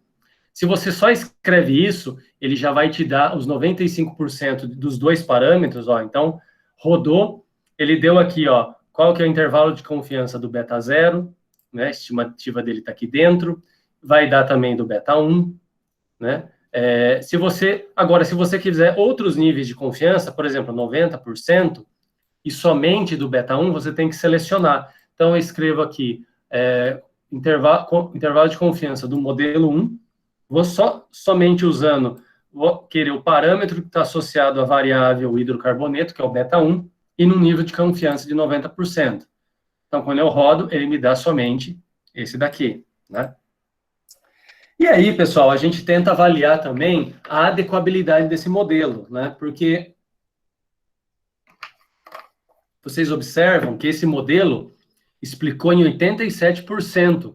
O X, o nível de hidrocarboneto, explicou 87% os dados. Ele não explica 100%, porque a gente vê uma variação aqui, né? Essa variação, pessoal, pode ser do quê? Às vezes tem mais do que uma variável explicativa, né? Tem mais de uma variável para explicar Y. Às vezes não é só a porcentagem do nível de hidrocarboneto, tá, pessoal? Às vezes é mais do que uma. E por isso que tem essa variação aqui em torno da reta, né? Tá? Então, essa que é a questão, né? Então, assim, a gente tem que sempre estar avaliando, fazendo essa análise de resíduos, principalmente a análise lá, verificando a normalidade dos erros, né? Porque a pressuposição do modelo é que os erros sigam a distribuição normal. Então, eu vou fazer aqui, ó, primeiro, ó, encontrando os valores estimados ou ajustados, né? Ou fit de values aqui. Então, o Y estimado do modelo, né? Que é o quê? Que é simplesmente você vir aqui, né? Simplesmente você vir aqui e para cada valor de Y dos seus dados, você vai ter um valor estimado, né? Então, colocou aqui, você tem essas estimativas, você tem um valor estimado, tá? Então, como que você acha? Por esse comando, ó, fitted, né, e o nome do seu modelo. Então, vim aqui e, se eu compilar, olha só, esses aqui são os 20 valores estimados. Então, esse aqui é o valor estimado lá para o primeiro dado que eu tenho, esse aqui para o segundo, para o terceiro, assim vai. Então, quem que são meus resíduos? É aquilo que sobra. É os meus dados observados, que é a pureza, menos quem? Menos os valores estimados, né? Se eu vir aqui, ó, rodei, quem que são meus resíduos, ó? Meus resíduos estão aqui, ó, né? Um menos o outro. Se você fizer aqui essa tabelinha, você consegue estudar isso, pessoal. Olha só. Olha só que interessante. Você tem a pureza, ó, 90%, aquilo que você observou do seu experimento. E aqui tem o valor que você estimou desse dado. O valor estimado foi o quê? 89,0. Então, um menos o outro deu esse resíduo aqui, ó. Sobrou 0,92. E isso você pode fazer com todos os dados, né? E nosso objetivo é verificar se esses resíduos, aquilo que sobrou, segue distribuição normal, né? Para corroborar com a normalidade dos erros lá. Então, para não ficar construindo toda vez, você já pode usar esse comando, ó, residuals, né? E usando o modelo 1 aqui, você consegue já encontrar quem são os seus resíduos, né? Não precisa ficar construindo Y estimado menos Y observado. E você consegue escrever um plot aqui também, né, dos seus resíduos pelos valores ajustados, para ver como que está, então, se isso está de forma aleatória, né, pessoal? Porque, principalmente no modelo de regressão, esses resíduos aqui, eles não podem ter tendências. Então, a gente vê que os resíduos, ó, estão aqui em torno do zero, né? E eles estão, pessoal, eles estão aparentemente aqui, ó, de forma aleatória. Parece que não tem uma tendência, um cone, né? Ou alguma coisa crescente, tá? Porém, você pode, o R consegue identificar onde estão os seus pontos. Por exemplo, esse ponto você fala, nossa, mas esse ponto está bem alto aqui, né? Que ponto será que é esse? Então, existe esse comando, ó, que é o identify, você faz Y, né? E os resíduos, tá? Que você está estudando. Você clica, roda aqui, e você vem aqui, ó, tá vendo que fez uma cruzinha? Você vem bem em cima do ponto, ó. Venho aqui e cliquei. E depois é só você apertar o ESC para parar. Parei, ele já indica quem que é o ponto aqui no console e também aqui no gráfico, ó, 9. Então, quer dizer, esse ponto mais destacado é o 9. Então, quem que é o 9? Só você vir aqui no seu conjunto de dados. O 9 é esse daqui, ó. A pureza é 99,42 e deu uma estimativa de 97,45. Ou seja, o resíduo ficou quase igual a 2, né? Já bem mais alto do que os outros aí, tá? Então, é algo que você pode estudar, né? Para verificar e tal, né? E aí, a gente vem e faz o teste de Shapiro-Wilk, né? Dos resíduos, tá? Fiz o teste aqui de Shapiro-Wilk. Ó, p-valor maior que 0,05, segue distribuição normal, nosso modelo está ok. Posso fazer aqui um QQ-plot para avaliar isso também. A maioria dos pontos, ó, muito próximo da reta. Posso utilizar, rodar, então, os meus resíduos pelos resíduos teóricos, pelo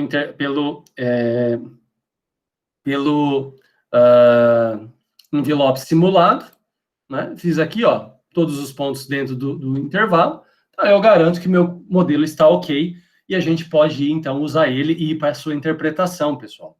Então, a interpretação do nosso modelo é essa daqui, ó. O coeficiente de correlação é 0,93, né? Então, eles são altamente correlacionados. O modelo de regressão, a equação da reta foi essa, ó, o y igual, y chapéu, né? J igual a 74,28 mais 14,95 xj, né? E qual que a gente tem aqui, ó, o coeficiente de determinação, né, que ele é quadrado, que é quanto é explicada a regressão, tá? E o que a gente tem, pessoal, de interpretação aqui? A interpretação é o seguinte, pessoal, desse beta 1, ó, chapéu, né? A interpretação dele é o seguinte: para cada nível de hidrocarboneto que eu estudo, né? Ou seja, se eu variar do nível 1 para o 2, por exemplo, né, para cada unidade de hidrocarboneto que eu avanço, né, que eu estudo, eu tenho, então, o quê? Eu tenho uma variação de beta-1 chapéu, em média, na minha variável de Y, né? Então, o que eu poderia falar? Para cada nível do hidrocarboneto que a gente tem, né, que vai de um dado para o outro, né, por exemplo, aqui, vamos voltar lá no gráfico, aqui, ó. Então, para cada, eu estou indo, por exemplo, do 1 para o 1.1, né, vamos supor que do 1 para o 1.1 seja uma unidade. Então, desse para esse, eu tenho uma variação aqui, ó, que vai daqui até aqui, né? Se você observar, né? Vai daqui, ó, desse ponto, eu tenho uma variação que vai desse para esse. Então, eu estou variando aqui, ó, beta-1, unidade de medida, né? Beta 1% aí na unidade de medida, tá? Então, ou seja, para cada unidade do hidrocarboneto, eu consigo observar que eu tenho um acréscimo de 14,75 de pureza de oxigênio, tá? Tá aqui, em média, né? Em média, eu tenho um acréscimo de 14,95. Então, essa que é a interpretação. Para cada variação da unidade de x, né? Para cada variação que eu tenho da unidade da minha variável explicativa, eu tenho um acréscimo ou uma diminuição, né? Se esse valor fosse negativo, seria um decréscimo, né? Um acréscimo ou um acréscimo, B1 vezes, né? Beta 1, desculpa, chapéu vezes, né? Em média da variável y, tá? Então, essa que é a interpretação, tá? Então, aqui tem um outro exemplo que vocês podem tentar fazer depois, né? Eu vou deixar para você fazer depois esse exemplo, tá? Então, é isso que eu tinha para falar de regressão linear simples, tá, pessoal? Como a gente tem aí mais uns 25 minutos, eu vou acabar falando da múltipla, porque a múltipla, às vezes, é mais interessante do que a simples. E, com certeza, que se vocês forem cair em modelos, em modelagem, forem para a parte de modelagem no seu estudo de vocês vão acabar caindo na regressão múltipla, porque, em geral, você vai avaliar muito mais do que um fator que influencia aquela sua variável resposta, né? Então, nesse caso, pessoal, vou um pouco mais rapidamente na teoria para a gente ficar só no R. O que a gente tem? Agora você tem um vetor aqui, né, de variáveis explicativas. Então, você tem uma x1, uma x2, até uma xk. Então, por isso que chama regressão linear múltipla, porque você tem múltiplas variáveis explicativas ou regressoras. Então, como que fica o meu modelo? O meu modelo é dado dessa forma, ó. É um yi, beta 0, mais beta i, beta 1, vezes um xi1, um beta 2, mais um xi2, até um beta k, x e k, né? Cada variável aqui está associada a ou seja, a informação dessas variáveis estão associadas aos parâmetros, né? Beta 1, beta 2, até o beta k, tá? E o erro segue distribuição normal. Então, a gente pode escrever isso em forma de uma matriz, né? Você escreve o vetor y, você tem a matriz x, o vetor beta, e você tem um vetor de erros, tá? E isso pode ser expresso, evidentemente, em notação matricial. Tá aqui a matriz, né? A gente constrói um modelo dessa forma, né? Tá? E as estimativas é dada por essa forma aqui, né? Então, o beta chapéu, o vetor aqui, beta chapéu, é dado por dessa maneira. Isso aqui é o método dos mínimos quadrados, pensando do ponto de vista aí da regressão linear múltipla, né? Essa equação é chamada de equação, resultado da equação normal, né? E depende do quê? Da transposta dessa matriz X, da inversa desse produto, né? E também da matriz dos nossos dados, tá? Aqui a gente tem uma análise de variância que a gente pode fazer, pessoal. Por que análise de variância? Porque eu posso comparar, eu vou ter que comparar o seguinte, como que eu vou saber se essa variável x1, ela explica y? Né? Eu vou saber pelo seguinte, se o beta 1 for significativo. Então, eu posso propor uma hipótese, um teste, da seguinte maneira, que beta 1, beta 2, beta 3 até o beta k seja 0. E a hipótese alternativa é que pelo menos 2 deles seja diferente de 0. Ora, mas isso é uma análise de variância, você está comparando vários grupos, né? Lembra que a gente fazia? A gente comparava médias, a média 1 com a média 2, com a média 3, com a média 4. Aqui eu estou comparando outros parâmetros, então você pode realizar uma análise de variância no contexto de regressão, tá? Que você estuda lá uma soma de quadrados de regressão e uma soma de quadrados de resíduos, e a soma deles me dá uma soma de quadrados total, tá? Né? Então, é isso que eu falei aqui. E a gente já tem um exemplo aqui, tá, pessoal? Já vamos para o exemplo para ficar mais prático. Então, olha aqui que diz o nosso exemplo. Ele fala o seguinte, ó, que os dados a seguir, eles foram coletados a partir de um estudo de uma planta de fabricação de semicondutores. Então, essa planta, o semicondutor final, ele vai ser um arame colado a uma estrutura. E as variáveis reportadas são a resistência à tração, né, que é uma medida de quantidade de força requerida para romper a cola, né, essa adesão aí, o comprimento do arame e a altura dessa matriz. Então, quer dizer, a pergunta é, será que o comprimento do arame e a altura da matriz, ela influencia na resistência à tração, nessa quantidade de força que é requerida para romper a cola?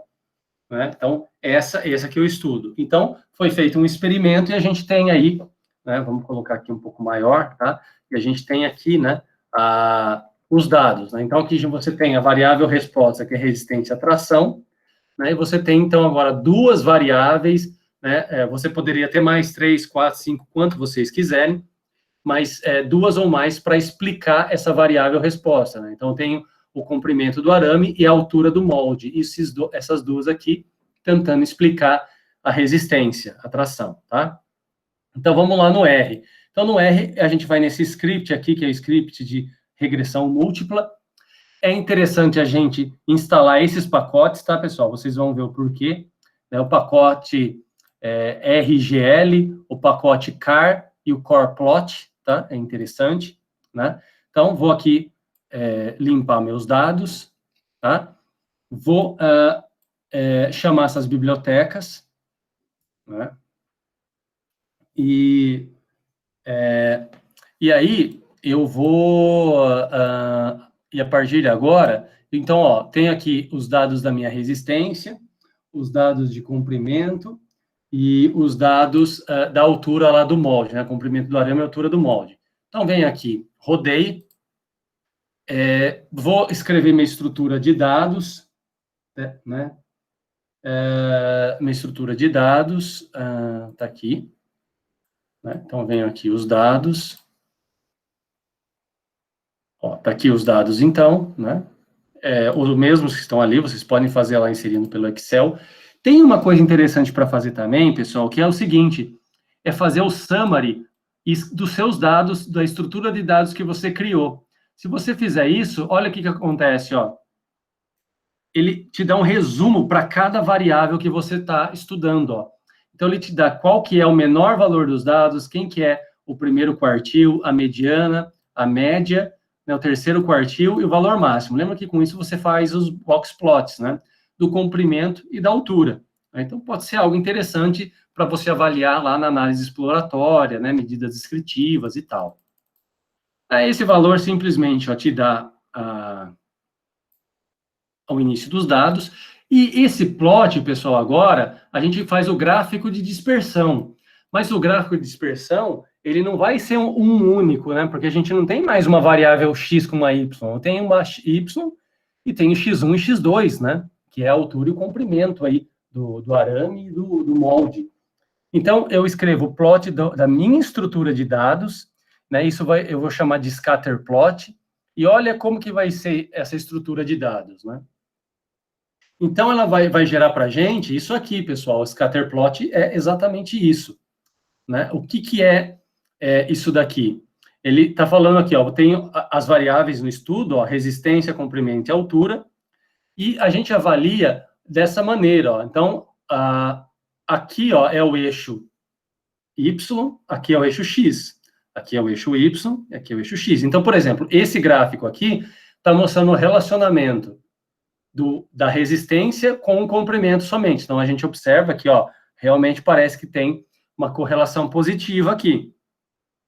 Quando eu olho resistência e altura do molde, parece, né, somente os dois, parece que não tem nenhuma relação aqui, né? E aqui seria um estudo entre as variáveis explicativas, mas a gente não tem interesse disso, né?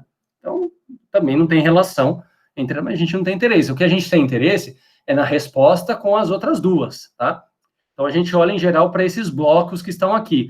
Esses 3 blocos é a mesma coisa, né? É o gráfico invertido, que daí a resistência está no eixo X, né? E o comprimento está no Y, tá? Então, a gente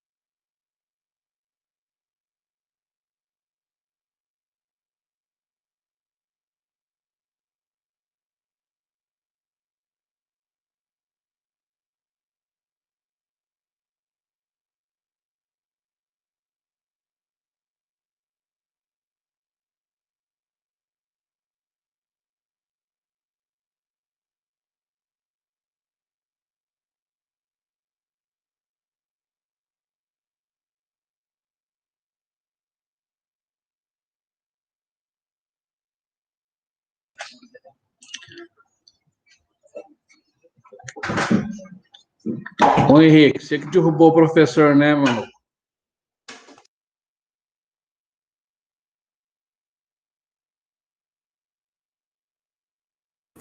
Arnaldo, continua a aula aí pra gente. Antes fosse, viu, Arnaldo? Ai, Arnaldo, podia dar uma introdução aí pra gente. mas vocês querem saber do quê? Da variância? É só vocês falar que aí o Igor arrebenta com tudo aí, que ele que é o cara. Jogando a bola pra outra, né?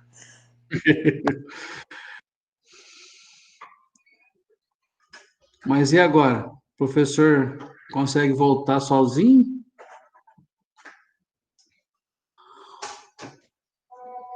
Acho que logo ele deve estar aí. Vou mandar uma mensagem lá no grupo, né? Só.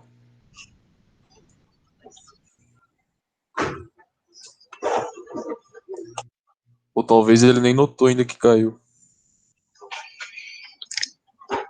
Vai fazer igualzinho a Vanessa lá aquele dia apresentando. Ela foi, ficou travada, ficou falando sozinha lá meia hora. Pois é.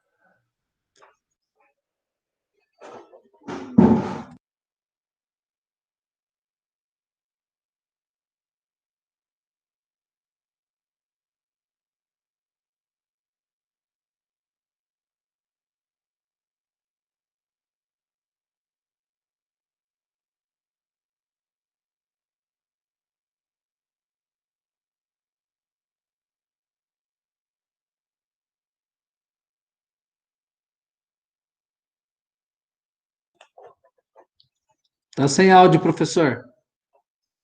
teve uma hora que eu voltei aqui, só que desconectou. Eu não sei se vocês estavam me ouvindo até agora. Não.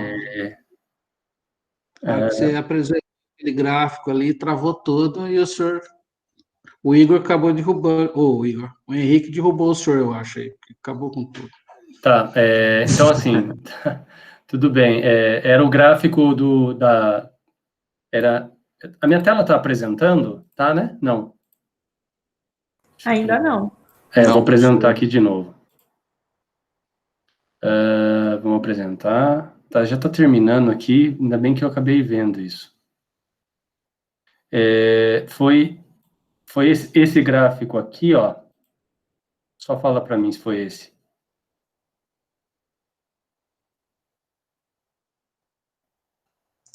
Sim, esse mesmo, professor. Ah, tá, beleza. Então, vou falar rapidamente aqui, tá? Então, esse gráfico aqui é o scatter plot, né? Então, ele é um diagrama de dispersão, né?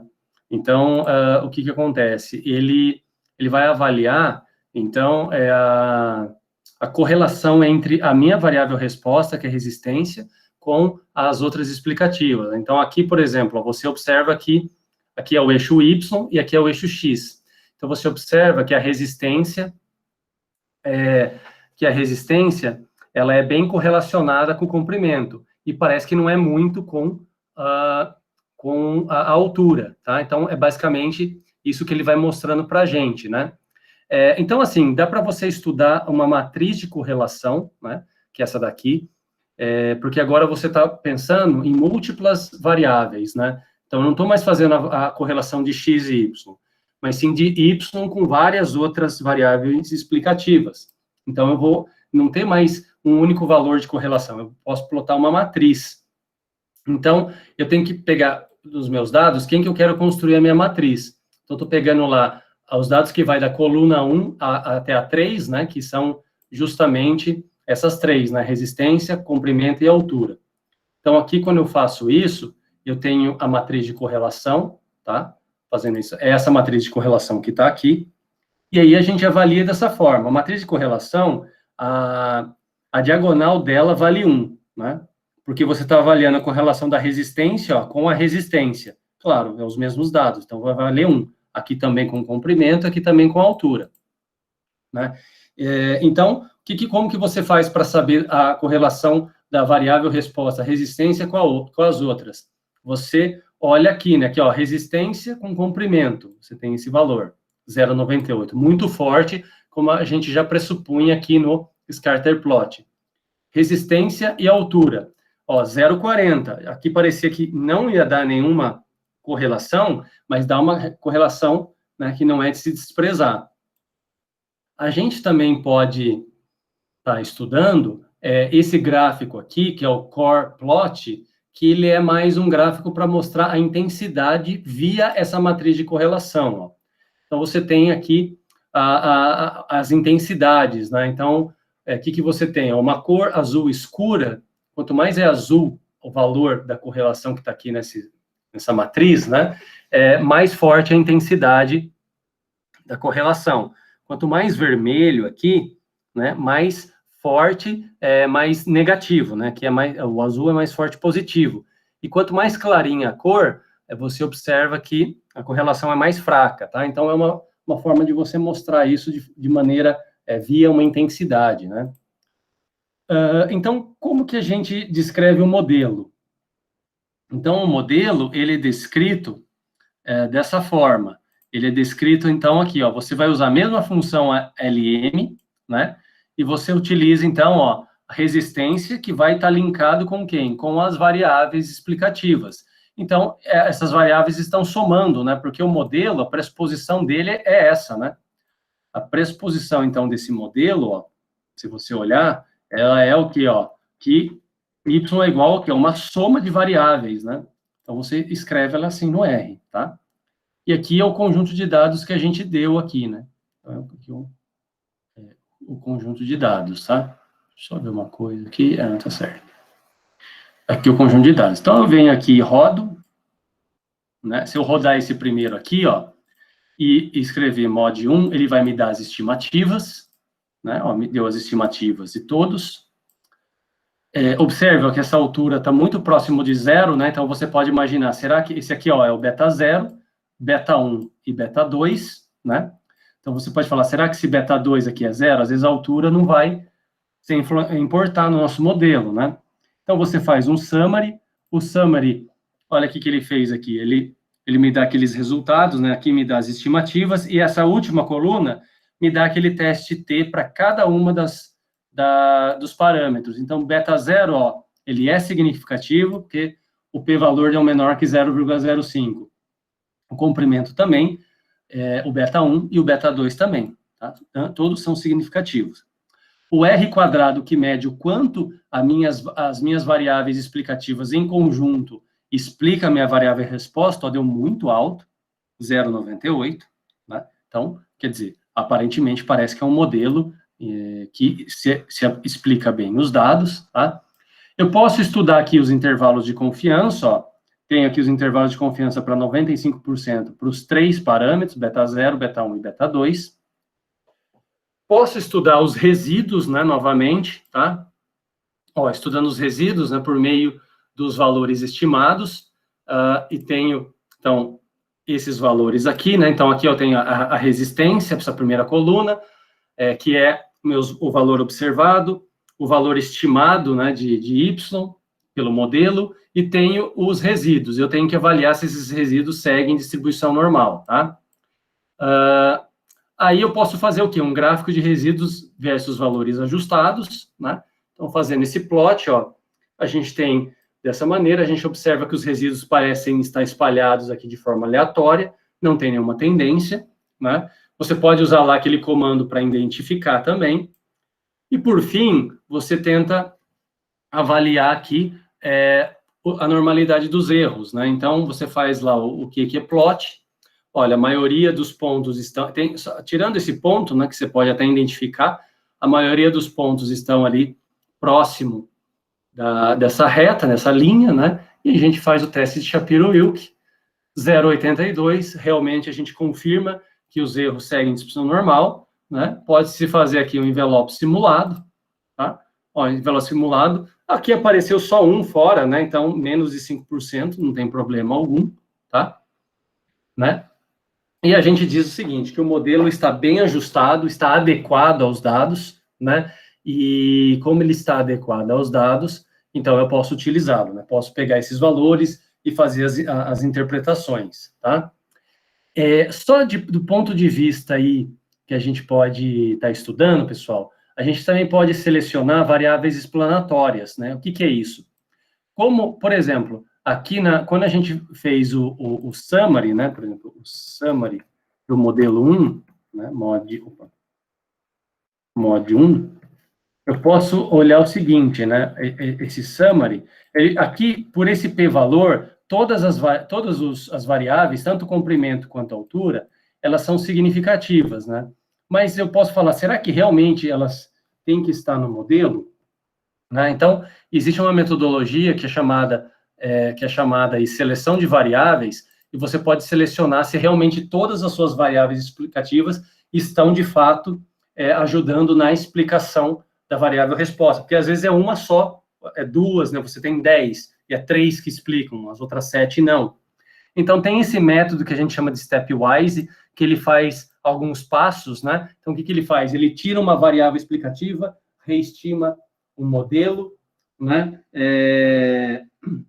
Ele estima o modelo, ele coloca... então, quer dizer, ele vai retirando, né? Ele estima o modelo com as duas variáveis, por exemplo, vai tirando uma, vai tirando outra, e ele faz a comparação por um critério de... ele faz a comparação por um critério de informação, que é esse daqui, ó. Então, você roda o comando, e você tem aqui quem são os dados, né? E ele faz aqui, ó, por exemplo, nessa coluna aqui, pessoal, ele fala assim, ó, none, quer dizer que ele não tirou nenhuma variável, tá? Aqui ele tirou menos a variável altura, então ele tirou a altura e estimou o parâmetro dos modelos. Aqui ele só tirou o comprimento, e ele avaliou dessa situação qual seria o melhor modelo. Então, você tem um modelo completo, com as duas variáveis, depois os modelos mais simples. E ele compara por meio disso daqui, pessoal, ó, ou desse RSS, que é a soma de quadrados de resíduos, tá? Então, ou seja, quanto menor a soma de quadrados de resíduos, melhor. E ele compara com esse AIC, que é um critério o critério de informação de Archaic, no inglês. Quanto menor, melhor o modelo. Então, em ambos aqui, quando você não tira nenhuma das variáveis, apresenta a melhor soma de quadrados de resíduos e a melhor critério do AIC. Então, você fica que o melhor modelo é esse daqui mesmo, tá? É esse daqui, o melhor modelo, né? Não, você não pode tirar, você não precisa tirar nenhuma das variáveis. E esse último comando, para a gente finalizar, pessoal, é um comando que você tem que instalar esse pacote, o scatterplot 3D. Quando você tem ainda duas variáveis explicativas, você ainda consegue fazer o gráfico, né? Você faz o gráfico em 3 dimensões. Quando você tem 3 ou mais, aí já não é possível. Então, baixando isso e usando esses dois pacotes, o RGL e o CAR, a gente consegue, então, fazer um gráfico, né? Então, ele fica um gráfico meio que interativo 3D, ó. Vou plotar aqui. Então, ele faz aqui o gráfico e ele aparece aqui, ó. Espero que vocês estejam aí conseguindo enxergar, ó. Ele dá o gráfico em 3D, ó. Né? Que você não vai ter uma reta ou linear, você vai ter um plano, né? Porque aí você está pensando aí em 2 ou mais variáveis, ó. Então, por exemplo, a resistência e comprimento, ó, seria como se fosse essa reta, né? Se a gente estivesse aqui no plano, ó. Né? Assim como se eu tivesse resistência, né? E altura aí me daria alguma equação aqui da reta. Mas eu tenho a resistência, né? Que é a minha variável. Opa, sumiu aqui. A minha variável y, tá? Deixa eu só rodar melhor aqui. Né? Então, eu tenho aqui, ó. Eu tenho a resistência, né? Que é a minha variável resposta, y, tem a altura e tem o comprimento. Tá aqui os dados. Você vê que os dados, né? Eles estão bem próximos, né? Ó, os errinhos estão bem pequenos, né? Os dados estão bem próximos do plano, o que indica também visualmente que é um modelo aí bem ajustado, tá, pessoal? Então, é uma outra coisa que vocês podem fazer de forma aí mais interativa e tal. Né? Bom, ufa, terminamos, tá? Terminamos, então é isso que eu tinha para falar para vocês, tá? Então, eu vou interromper aqui a gravação, porque ele ficou gravando, né? Então, interromper.